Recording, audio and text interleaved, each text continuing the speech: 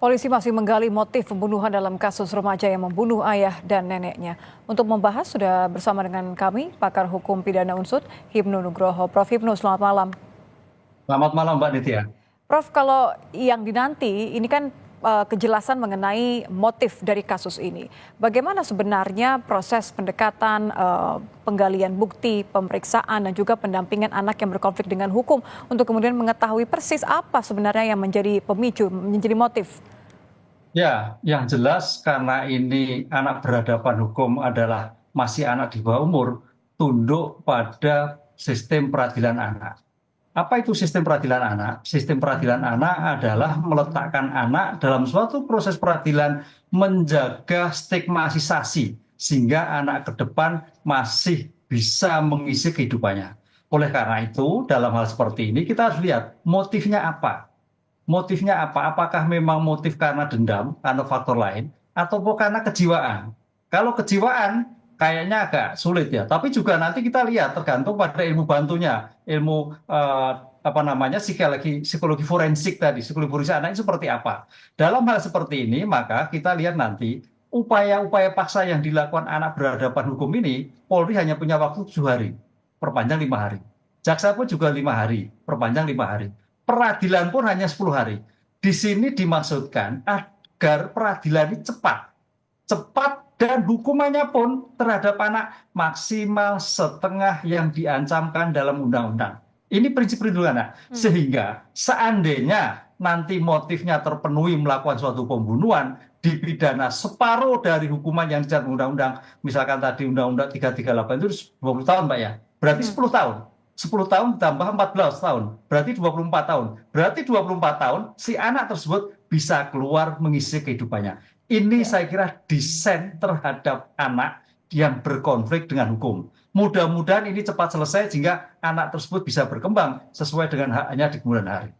Adakah perbandingan dengan kasus serupa, Prof? Kalau kita lihat bagaimana kemudian pendekatan peradilan anak ini bisa melindungi hak anak tersebut juga, tapi tetap memberikan hasil yang seadil-adilnya, seperti yang Anda katakan tadi. Ya, disinilah yang kadang-kadang kita perdebatannya. Apakah anak ini anak kejahatan anak atau anak nakal? Ini yang saya kira harus kita lihat. Kadang-kadang memang statusnya anak, tapi kejahatan seperti orang dewasa. Seperti beberapa hari yang lalu melakukan suatu penyiksaan dan sebagainya. Ini yang tidak bisa ketemu. Makanya mau tidak mau, Polres Jakarta Selatan meletakkan KUHP, bukan undang-undang anak. Nah, ini dalam rangka kaitannya apa? Kejahatannya adalah kejahatan yang seperti orang dewasa, statusnya anak.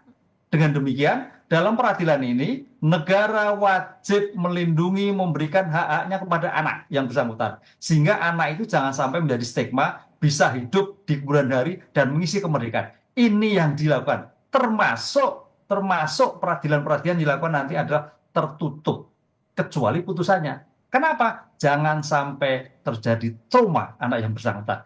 Disinilah Mbak, kadang-kadang kalau kita melihat anak itu seperti malaikat kecil. Sehingga kadang-kadang penegak hukum itu serba salah meletakkannya. Padahal kejahatannya melakukan pembunuhan. 2 nyawa lagi. Itu kan suatu luar biasa. Kalau kejahatannya ke masalah, ini 2 nyawa. Belum lagi ibunya dikejar-kejar. Ini suatu yang kadang-kadang tidak memberikan keadilan antara si korban dengan si pelaku, anak berhadapan hukum. Tapi itulah hukum. Karena bagaimana juga hukuman kita terhadap anak bukan mengarah pada restitutif, tapi ke arah rehabilitatif. Yang akan menjadi faktor pembeda adalah berencana atau tidak. Tadi Anda katakan sendiri juga pendampingan atau juga adanya tes kejiwaan ini bisa dimanfaatkan untuk menggali opsi tadi. Apakah memang ada bukti-bukti yang menunjukkan bahwa anak ini melakukan kejahatan dewasa dengan perencanaan pembunuhan? Begitu ya, Prof? Ya, kalau itu memang dengan pembunuhan, artinya anak itu sadar, walaupun maksudnya anak.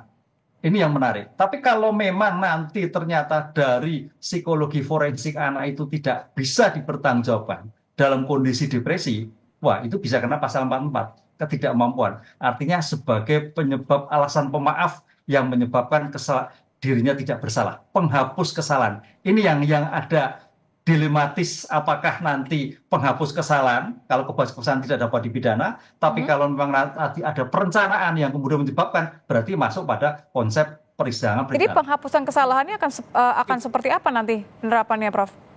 Ya, kalau memang ternyata ada unsur tadi ya. Dalam keadaan sakit jiwa, dalam keadaan ya itu memang undang-undang melindungi asas pemaaf, menghilangkan sifat melawan hukum atas kesalahannya. Tapi pertanyaannya apakah seperti itu? Kan gitu, Mbak. Kalau kita lihat kan jejak digitalnya dari HP-nya anak kan memang sudah merasa tanda petik tertekan, kan gitu. Dengan teman-temannya, dengan sekolahnya. Ini harus komprehensif. Jadi jangan sampai forensik kaitannya dengan psikologi forensik hanya melihat anak, tapi juga melihat perkembangan lingkungan hingga imbang. Dengan kondisi seperti ini, saya kira nanti ahli forensik akan melihat keadaan yang utuh, tidak pada sebelah pada anaknya, tapi juga perkembangan sebelum perbuatan itu dilakukan, sehingga Oke. hukumannya bisa maksimal dan memberikan penjeraan, tapi juga memberikan hak-hak anak kemudian hari pada masa depannya. Tetap melindungi hak-hak anak, itulah juga kenapa ada pendampingan psikolog ya.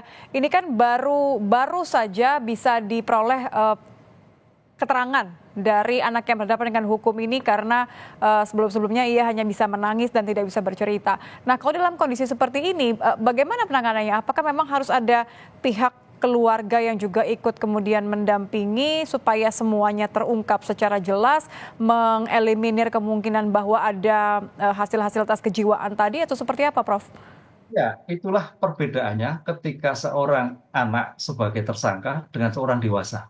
Kalau anak sebagai tersangka berhadapan anak, pekerja sosial, keluarga, pendampingan, ikut mendampingi bahwa anak itu bisa bercerita keadaan seperti keadaannya. Disinilah yang membedakan kalau orang dewasa itu langsung pada penyidik Polri, ini anak didampingi. Bagaimana mengungkapkan, bagaimana keadaannya, bagaimana ceritanya. Sehingga ini anak karena memang anak itu memang kondisi belum bisa berpikir maksimal. Apa itu yang terjadi? Pendampingan sehingga mampu mengungkapkan, mampu menceritakan, mampu memberikan suatu gambaran yang utuh. Sehingga betul-betul dengan seperti ini nanti sejauh mana pertanggungjawaban anak yang bersangkutan atas tuduhan yang dilakukan oleh penyidik dalam praadjudikasi dalam pemeriksaan ini. Sehingga kedepannya tadi saya katakan anak betul-betul menjadikan suatu subjek yang kedepannya masih bisa mengisi kemerdekaannya. Itu yang menjadikan spirit dalam perlindungan anak. Oke, baik. Jadi tetap melindungi hak anak tapi juga tetap mengedepankan unsur keadilan mengenai kejahatan yang dilakukan oleh seseorang termasuk anak yang berhadapan dengan hukum. Terima kasih Prof. Hipnu Nugroho sudah bergabung bersama kami di Kompas Malam. Selamat malam, Prof. Malam, Mbak.